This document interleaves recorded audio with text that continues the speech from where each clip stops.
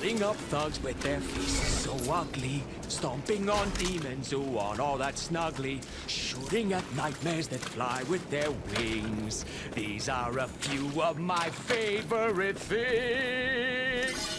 In today's video, I'm going to be giving my honest thoughts, feelings and opinions on Shadow Warrior 2, a game developed by Flying Wild Hog and published by Devolver Digital, a publisher you might be familiar with if you've watched a few of my videos. This was obviously because of the Serious Sam series, one of my childhood favourites growing up.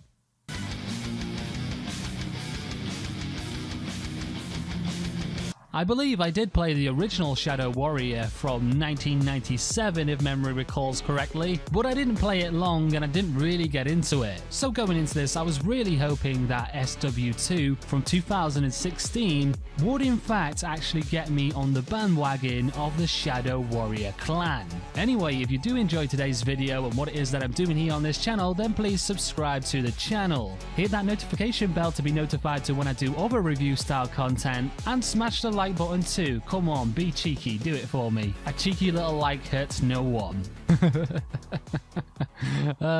Sorry, I'm just laughing at my script here. It actually says do Wang joke. That's some fine writing right there. But no, we're not going to degrade ourselves here, and let's not get sidetracked from the actual game. So in this review, I'm going to try and be as relatively spoiler free as possible, but I will set you up with the initial premise of what the game's about. So this game serves as a direct sequel to 2013's Shadow Warrior. This means that you play through the eyes of Lo Wang, the same protagonist from that game.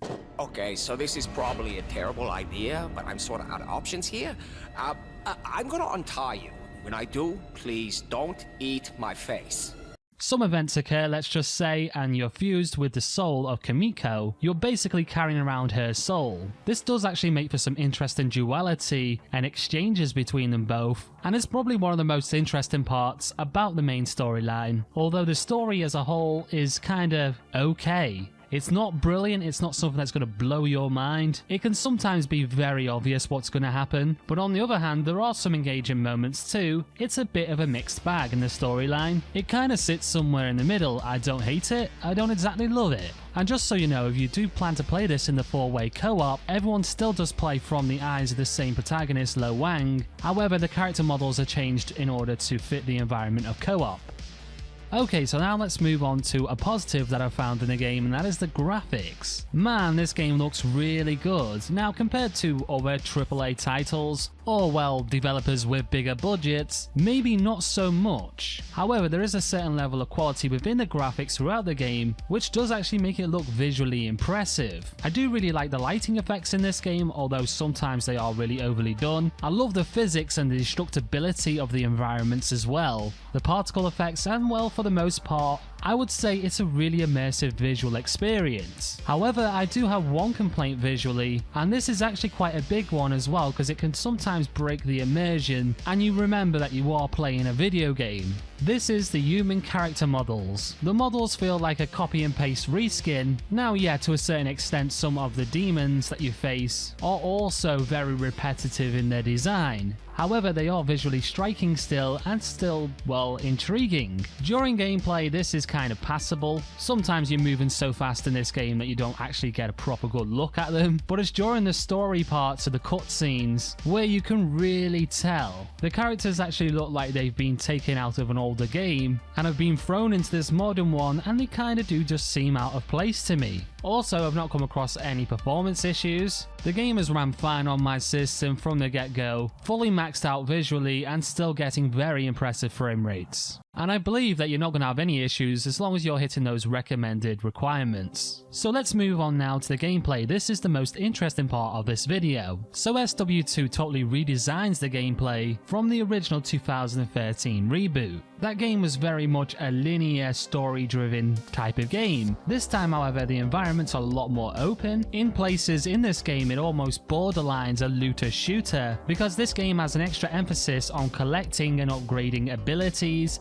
weapons, and also character customization. Inventory management isn't something that you have to actually focus on, however it will help you out knowing skills and abilities because, well, it just makes you more competent at the game and really ups your survivability in the harder difficulties. There's actually way more than I first thought there would be when it comes to leveling up your character, and this isn't a thing that's just subject to multiplayer, this is also a thing in single player too. There's an awesome variety of weapons in this game. You can just opt to go the classic samurai way, the way of the warrior, and slice and dice your way through enemies, or however you can actually just be a marksman and run and gun your way through it. There's definitely diversity within the gunplay, the skills, the abilities, meaning everyone is going to feel involved no matter what your playstyle will be. There's also a good range of difficulties to be played, with additional scaling for difficulty if you're in co-op. On another note, when it comes to gameplay,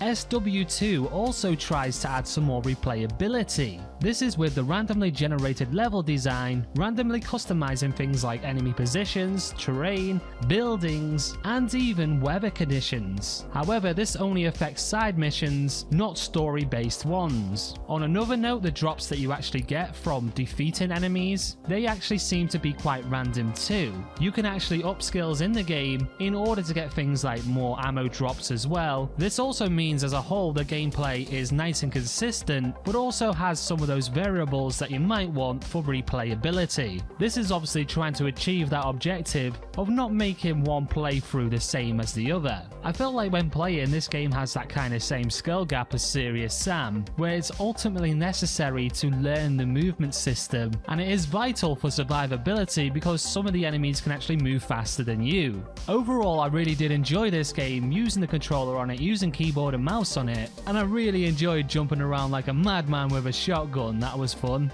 Overall, the gameplay is pretty fun. It can get a little bit repetitive in the nature of its fetch questing. It seems like a lot of the gameplay is running to the marker, clearing the enemies, and then running back to the original person that gave you the quest. Yeah, it's a bit of rinse and repeat. It's probably for that reason why I'd say maybe get this game on sale. If you can jump on it with friends in co-op, that's probably the optimal way to play, as the overarching story and the story elements may actually bore a couple of people. I know there was moments that I was thinking, oh, I want to skip right now, because it does seem like talking for the sake of talking, like my videos. And on that note, my overall thoughts, feelings and impressions on this game was, yeah, it's good, but not great. Anyway, I've been Jaguar from Tech Evolve. Thanks for watching this video, thanks for getting this far. If you are new to the channel and like what it is that I do here, then please subscribe to it. With that said, I think there's some demonic presence outside that I need to deal with, so I'm gonna grab my katana, sort them out quick style, and I'll see you in the next one.